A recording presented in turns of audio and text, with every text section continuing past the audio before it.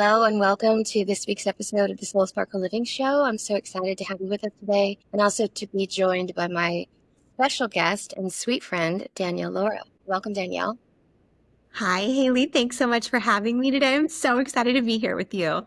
Always a pleasure. So I just want to share a little bit of your background so that way those that are listening and tuning in today will know a little bit more about how magical you are. You are a trusted seer and energetic advisor to visionaries, two-time #1 best-selling author, founder of the HOT method, HOT method. You guide mission-driven leaders, celebrities, founders, and legacy builders to win faster, aligned and fulfilled through deep energetic spiritual gifting, mastery, so they can scale their sacred work and live in radical alignment.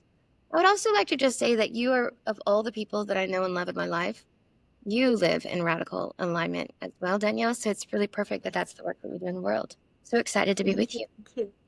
I Yeah. appreciate that. Well, let's just dive in. I have the pleasure of being in a special group with you and our sweet friend Jen. So I get to know kind of all the ins and outs and updates. But I think right now, there's so much going on in the world, and you are so in tune with the ins and outs of the energetics and things. And you're in a lot of conversations with clients and colleagues, and would love to just hear a little bit about what you're feeling in terms of what are people struggling with right now? What are they asking the most about? What are the questions that they're asking that you might be able to share with us right now in these times that we're in?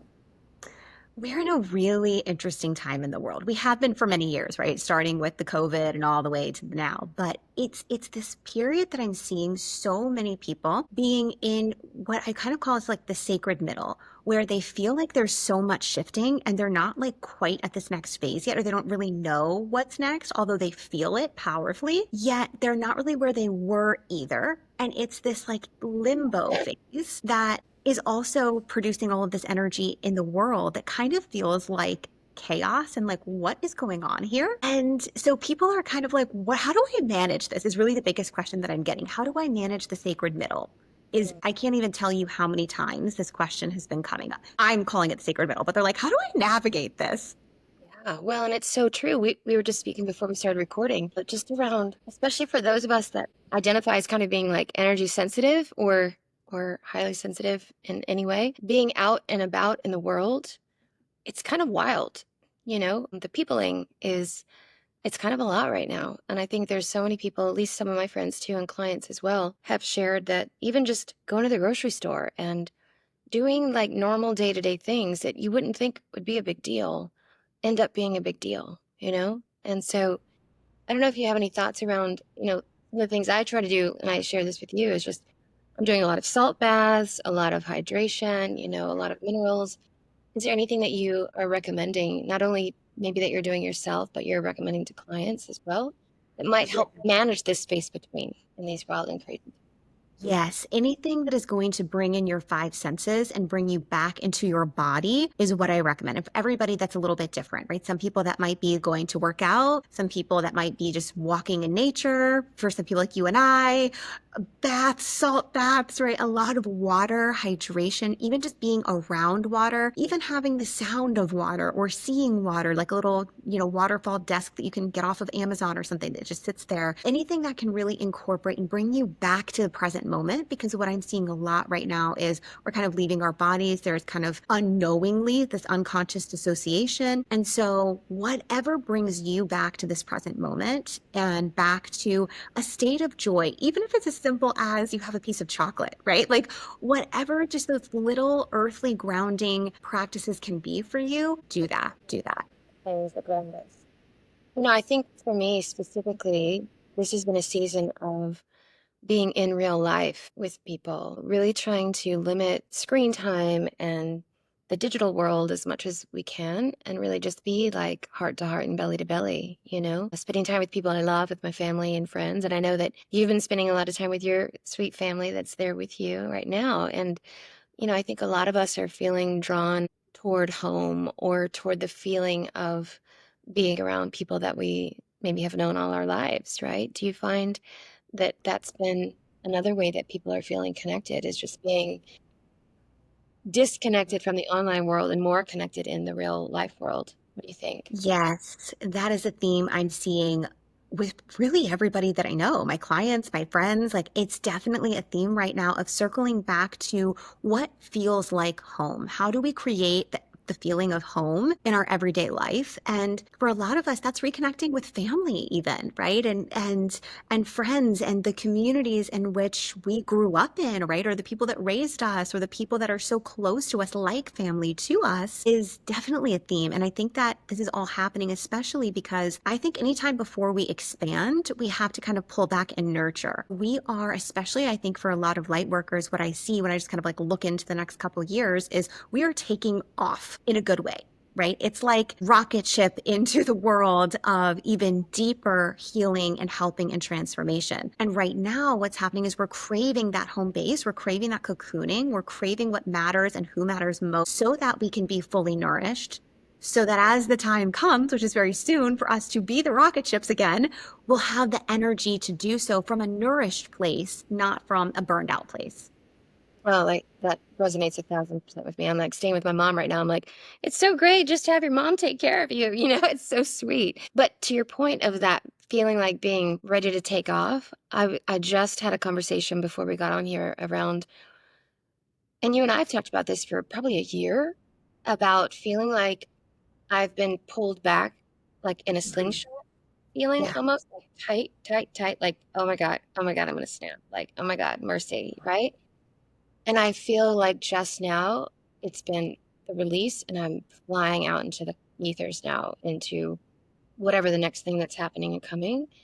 And it feels so much more spacious than feeling like, oh my gosh, it's coming, but it's not time yet. Now it feels like it's time. Do you feel that way as well? Definitely, definitely. And I feel like that's going to keep escalating, not in a pressurized way, but in a Right. way in which it's coming from such a sovereign, embodied place that it Hmm. feels like an invitation, almost like we can't help but want to do the next thing now, right? Right. And that's very different from, I think, that dysregulated place that so many of us were in several years ago of feeling pressure to do X, Y, and Z versus Right. now it's coming from that just overflowing place. And that gets to be really beautiful too. It just feels so much better. And I think for a lot of people, most people never really, at least from my perspective, a lot of us never quite recovered from 2020, right? Like there's just, I think, been this heaviness and almost like PTSD around it. Like, are we safe to really go for it? Is it okay? Is it time? You know, and just the trauma that I think a lot of people endured during that time, and the loss. You know, people, so many people lost people and jobs and businesses and lifelong dreams crushed, you know. So I think there's just a lot of grief in the collective, a lot of sadness. And I feel, and I've felt that myself, right? Have gone through all of that. So I think Mhm. what feels lighter to me at this point is that we are coming out of that on the Yeah, other side. And like you said, the lightness of spirit. And not that there are not still things happening. Obviously, of there's course. heartbreaking things and there are terrible things Mhm. in the world. But at the same time, as individuals, if we're able to allow ourselves to move through that grief as much as we can in order to anchor and hold more light, you know? And I think that's what you're trying to say too, is that now is the time for us to hold as much light as we possibly can, to shine and show the way for the others to come. And if we're carrying so much grief in our own body, then we're not going to be able to hold as much light as we normally. Definitely. Yeah, I fully agree. And I think the last several years we've been like moving through the shadow, right? And I always say like the quickest way to the light is straight through the shadow. And it's been a shadowy period for the world at large, for the collective. And I think the beauty is for those of us who have gone within and we've faced the shadows, we've done the work, right? And we're now coming out into that other beautiful side of the light, the end of the tunnel. Everything is going to begin to feel very different. And that's where we're at. We're at that we know it's about to feel different. That's that sacred middle. And we're excited and we're ready. And we're also like, okay, if we could speed this up a little bit, that'd be great. So great. Yeah. Like, I'm done being in the space between. Thank you.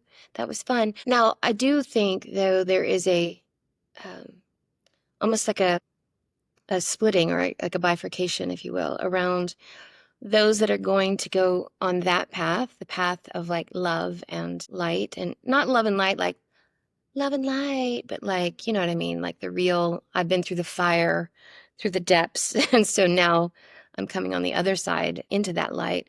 And then fear, because we know that fear and love can't coexist at the same frequency. And so do you also feel like we're in that time where there are going to be those that may not be able to anchor and hold the frequency of love and light, and they are going to stay in fear, and they're going to have a whole different experience than those that are on the other program. Does that Of make sense? course. Yeah. And that really lends itself to duality. And we're all in different places and phases. And we do have that free will of choice to say, okay, yes, I'm going to go full throttle into this. I'm going to alchemize this pain into beauty. Or no, I'm not going to do that. That's too much work. I don't choose that. Right. And I think we're going to be seeing the divide pretty clearly in the next few years. And I think that's what my friend was saying when she went to the grocery store. She's like, it's just wild to be out here in these, in real life streets with people that are feeling all the things. And I think to your point, now more than ever, we have to be able to have the skills and tools to ground ourselves, to stay centered and loving and in our heart, and not be in fear and not be in judgment, because I think that's by design. Like it's the world that has been created by design for us Mhm. to be in duality, in separation. And I think we're on that path ultimately where we do all realize that we are all on the same team, you know? Yeah. We are. It just looks like it's us against them or whatever, but Mhm. it's actually not. It's the completion. It's the full circle back to the truth of who we really are. We just all have to remember. Exactly. That's the liberating part. Yeah. It really is. And I think the more we're able to surround ourselves with people that feel that same frequency, if you will, or just that same knowing, that the depth of the knowing, being able to be in community and be around like-minded people that can help you, can help remind you of the truth of who you really are. I think that's the key Yeah. too, because it's easy to forget sometimes, right? And I think back to the full circle of being in real life with people that you've known for a long time, or community or family. There's a grounding there too that I think is really going to be important as we move forward, isn't it?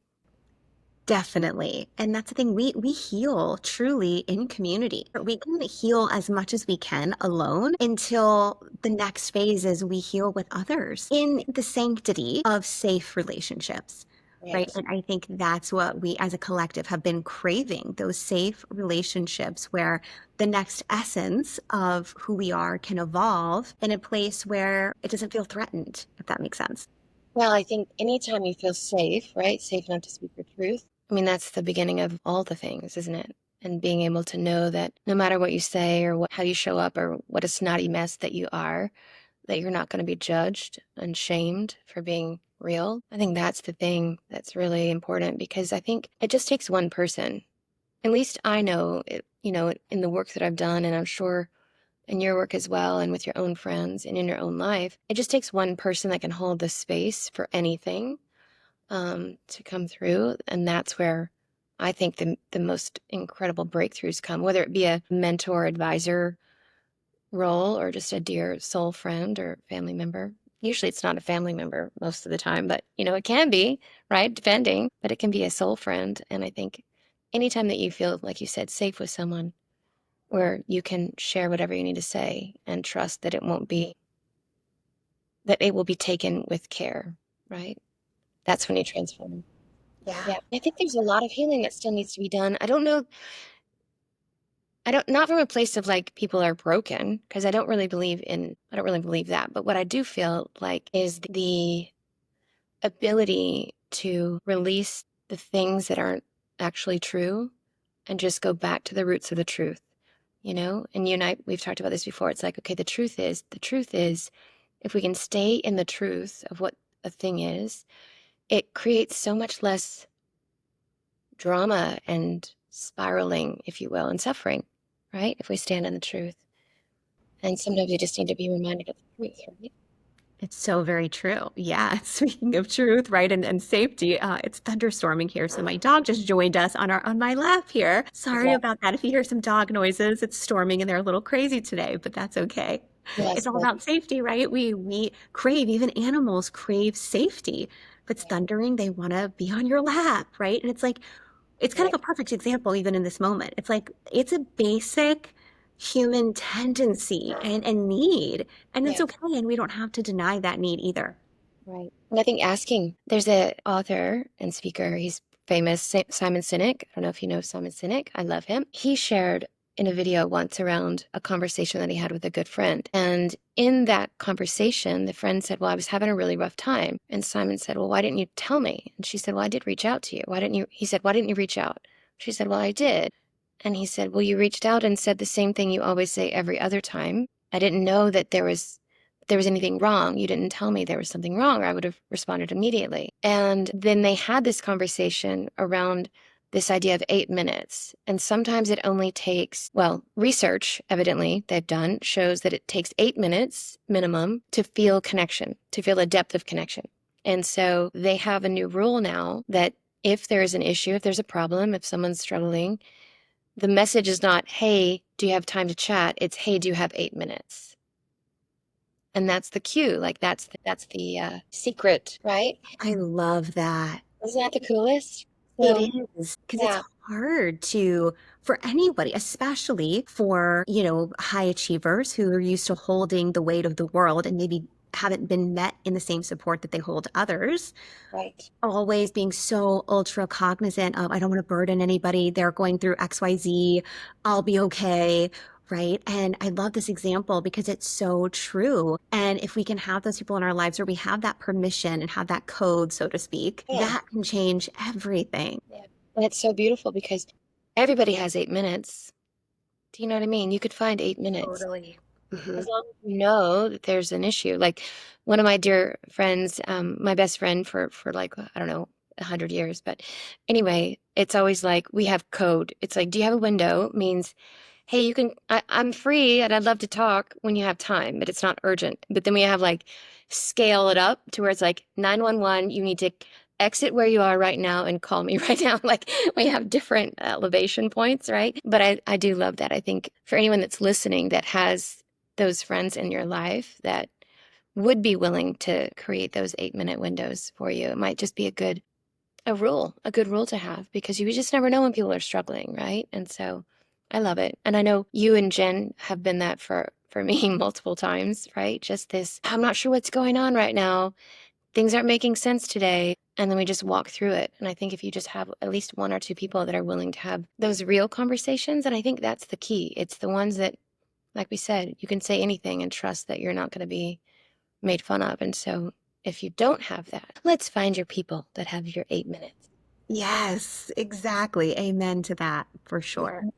And even in real life too, sometimes we need the hugs and the connection like your pups, right? We just need love. And that's what I've realized too, being back with my dog. It's, man, they are so healing. Like they are, They are. love, you know? And Yes. especially people I think that are grieving in some ways. Um, it's a place for the love to go, right? Because they say that grief is what you feel when there's no place for the love to go. And it's like, Mm.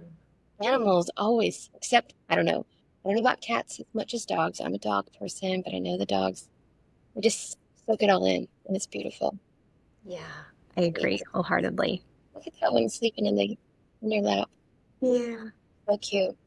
Okay, Danielle, tell me the thing you're most excited about right now. Can we talk about that? I am really excited for kind of for lack of a better word, the sacred middle. I have come to embrace the uncertainty. Okay. And uncertainty used to scare me.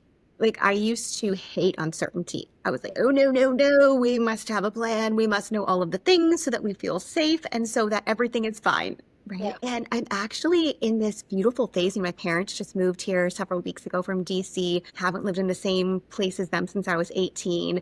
Having this family unit, I've never had a family unit where I've lived since I was 18. I see them like once a year. So that whole family essence and kind of coming back to that has been really cool. And there's so many awesome, cool things that could be happening over the next few months and years, but I don't know what that is yet. And I'm actually excited for the uncertainty of getting to just be present and living one day at a time and having peace with that and seeing, okay, what is divinely inspired to come through me today? And just living in that feels actually exciting.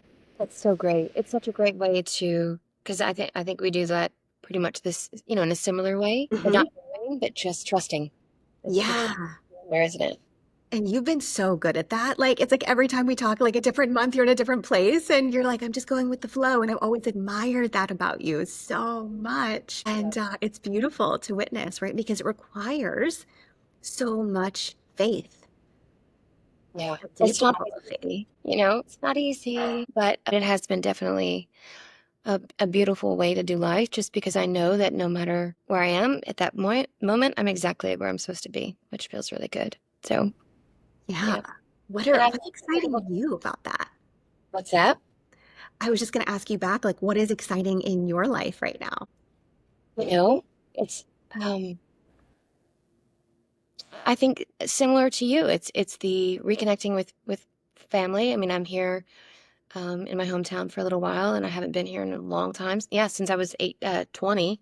I left when I was 20 or 18, really. But to be back into just these beautiful relationships with people that I've loved for a long time. It's so lovely to be connected because, yeah, I can live on islands by myself for a long time when I'm given the opportunity, right? So it's been nice to be surrounded by people that I do love, and then also be able to just flitter and come back and go do the things that I know to do. And I'm planning my fourth quarter adventures right now, which is super fun. And so bringing together roots and wings is a beautiful hybrid for me because I tend to go one way or the other, and just trusting that I can have both feels really Ooh, yeah, that's a beautiful way of saying that. And that actually reminds me of like another theme that I've been seeing is this energy that we actually can have it all. And we don't have to choose or compromise one thing for the other thing. And I see that as a huge theme in the collective right now, too. Yeah, I think so. And I think it's giving ourselves permission to do, not only to do life differently, obviously I've done that for a while now, but to just continue to believe that everything is possible and everything is available. You just have to get clear on what it is that you want. What do you want your life to look like? Oh, yeah. And Right? you know what, though? So many people aren't clear on what they want. And I think that's the beauty of this work of transformation is sometimes we have been conditioned so long to believe that what we want isn't important, that we shove it so far down that if somebody asks us, well, what do you want? And if somebody asks you that right now and you don't know, this is a big key, right? That there's some beautiful awakening and liberation that gets to be on the other side of just being fully honest with yourself without That's judgment. Yeah. And I don't think we're taught actually how to do that very well, right? Like, Correct. Yeah. and not only to ask for what we want, get clear on what it is. We're told a lot of people are just told what to do or what's expected of us, by society. So being brave enough to get clear on what you really, really want and then not be afraid to go for it.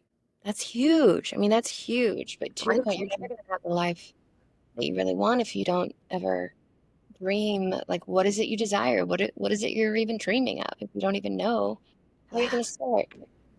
exactly. Yeah, it's exciting. And then I think sometimes too, we have to pause and think, wow, now what? Like, what's next? And And I you know think that's what? what you've said is the sacred middle, right? It's now what? What do you want now? What do you want next? Or when you're in big transitions, like, okay, that was cool. And I did that thing. What's the next thing? Hmm. And And that's exciting. that's the beauty of evolution. And we've also been taught that we can't really evolve. You Right. have to pick one thing, stay in it forever, be committed, show your devotion. And that's not really normal, right? We are actually designed to evolve. So being able to ask ourselves, okay, what's next is actually so healthy and full permission slip to just go do that, right? Because if you are feeling dissonance and you're in that resistance phase where things just feel off, it's probably because you're not letting yourself evolve. There's probably something bigger and greater or deeper that needs to come through you that you're not allowing in. Yes. And I think too, when you think about, oh, but I put so much time into this, or I did so, it's been such a long time or so much money I've invested or whatever, to realize that just because you've, lived through one chapter doesn't mean you can't begin a new one with something else, something different, makes changes. I do feel like the last 5 years, people have gotten much more honest, I think, about what they want their life to look like, which I think has been one of the benefits, I guess, if there's any, but, doing life a little bit differently, a little more simply, I guess. We talk a lot about this concept of elegant simplicity. Like, oh, that just feels like a deep exhale. What could your life look like if it was a little more calm, a little more peaceful, a little more easy? That feels good to me. Yes, I love that. And that's, actually another theme that I'm seeing too is we're moving into the energy of actually I believe things get to be easy. Whereas previously it felt like anything worth having had to be hard to Right. obtain. And now I am seeing that collective shift as well of how can I just let this be easeful? How can I actually let this feel like bliss? How can I let what's happening right now feel like the biggest gift? What a reframe. Yeah. Yeah, let it be fun. Let it be easy. What if it can be easy, Yeah. And what if letting it be fun and easy is the exact path to the highest possible outcome for everyone? Yes. That feels true, right? Very true. I was having a conversation the other day with another gal that I don't know if you met my sweet friend Janine. She's fabulous, and she's on this show. We talked about how being in joy and being in pleasure, like having fun, is actually probably our highest service to the world because it elevates our frequency enough to where we are the most magnetic, we're the most compelling, we're the most impactful because of that frequency, that effervescence almost. Like that's why the name Soul Sparkle is my brand. It's because it's that feeling of the bubble up, the excitement, what is the most exciting thing you can do? And I think when we follow our highest excitement, that's when we end up on the magic carpet ride. I always talk about that, but it's true. Like we, that's how I do my life is I say yes to the thing that lights me up and I'm like, oh, now we're gonna go do this thing and then we're gonna go here and it's gonna end up here and it's gonna be fabulous. And yeah, it's a different way of doing it, but a beautiful way. You do that so beautifully. And I think, even as business owners too, if we're thinking about it, if I'm like so honest with myself, I'm like the times that I've created the best offer, right? Or brought something to the world that just was pure channeled and was so transformational was not when I was sitting behind my desk in my office. It was Uh-uh. when I was out living life, having so much fun, probably at the beach or by the water or doing something where I was in full blown joy. Because we have to be open vessels to allow divinity to come through, right? And usually that's not when we are grinding it out behind our computers, locked ourselves in our office, trying to make something happen, right? So really is the answer to, I think, pretty much everything. Well, and life's too short, right? And I think if we've learned anything, it's that we need to be with people that we love, have fun, do wonderful adventures, do wonderful. That's why every time I see one of those, memes or something that's like, don't hang around me too long because you'll book a flight and you'll do all kinds of crazy stuff. Like I'll make you believe that you can do anything. Because I truly think that when we give ourselves permission to live a magical and beautiful life, then everything that comes from that is a blessing, not just to us, but to everyone around us as well. Don't you think? Absolutely, 100%. When we give from overflow, everybody benefits. But yet, we've kind of been conditioned to think that it's the opposite, that the more we grind, the better things are going to be. But that's actually very false. Yeah. When we are full and give from that full cup and we are in overflow, that's when everybody and every circumstance gets to benefit. Right. And if you think about it too, it's like women, as women, we were, taught to sacrifice and give, and overgive and not care for ourselves well. And to your point, if we flip that script, it's the same, thing around putting your own oxygen mask on first, right? Like if you don't do that, no one's gonna make it, right? No one's gonna survive. And So that's true. it. You have to care for yourself first. Make sure that your cup, like you said, is overflowing. That's the way. That's the way that we are the greatest blessing. And we also teach others that they can do that for themselves as well. And that's the perfect example of leading by example, right? And embodiment comes through living what we Mhm. believe is our truth, right? That's where radical alignment really happens. is when we live it. It's one thing to know it and to think like, oh, in theory, this is what I should do. But alignment comes when we actually do the thing that is true. And that is, to me, when we talk about how we can be the greatest gift, if you will, or how can we use our life to be a blessing to others, it's when we stay in the highest alignment and we also stay in the most authentic, real version of ourselves, right? So it's being less perfect and more present. It's being less polished and more just raw. Like, I think that's the thing, at least that I'm hearing as well and feeling, that people just want real. That's why we're doing this conversation. It's like, it's not going to be fancy, but it's just real conversations about people doing incredible things, right? But in a way that just feels honest and like it's normal. But it's not necessarily normal, but we make it normal because it is our normal day, right? We talk Yeah. about these things all the time. So true. Yeah. And the beauty, the magic, I think, comes from the present moment, right? Like we could have tried to be so planned with this. We could have had 17 questions that were like, oh, this is going to be a great topic. Let's talk about this, right? But that's not the case, right? The beauty, the little nuggets of whatever someone needs to hear just comes from being fiercely present and attuned to the magic of this moment. And I think that, oh my gosh, it just feels so exactly what I think most of humanity is feeling right now, right? Like everything is so scripted, everything is so perfect. All the images are airbrushed, everything is so inauthentic. I don't even like to use that word, but the reason I say it is because there's a whole philosophy around, well, there's this thing called authentic relating, and no offense to anyone that is all about it because they may be listening, but it's like where they give you sentence stems, where they give you things to say. And I'm like, well, if I'm going to be authentically relating, I'm just going to say what I want. Like, I'm going to ask you things that I want to know, not because you told me what to say. Like, that feels like the most opposite of Yeah, anything that I would want to even do. Like, it just doesn't make sense to me. So agreed. I think the more we just, like you said, we just show up and be real and be available and be open, that to me is where the real magic unfolds. I totally agree.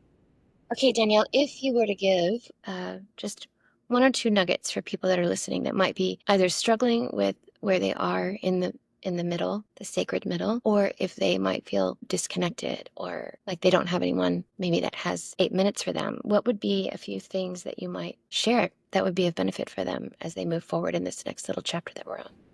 Oh, that's a beautiful question. Well, first of all, I think if you're in the sacred middle, you know you are because you feel it. You feel the dissonance. And I would invite you to look at the dissonance or even potentially the resistance or the excitement, whatever emotion you're feeling, look at it as a gift. And instead of wondering, when is XYZ going to happen? When is God going to answer my prayers? When is blah, blah, blah?